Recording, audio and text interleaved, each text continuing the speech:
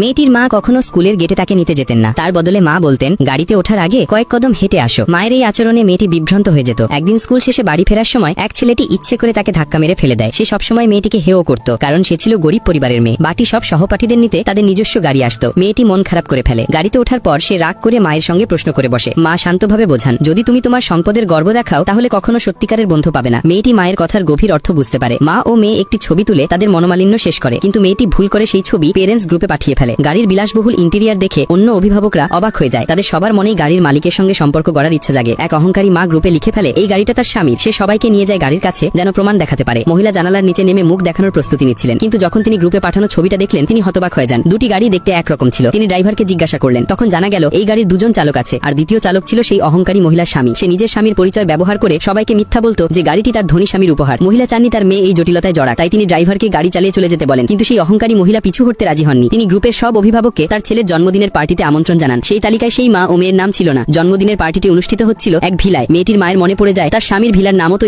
একই। তার মনে সন্দেহ জাগে যে হয়তো তার স্বামীর বাইরে আরেকজন আছে। তিনি বাড়ি ফিরে আগে স্বামীর মুখোমুখি হন, কিন্তু স্বামী কিছুই জানতেন না। তিনি ভিলার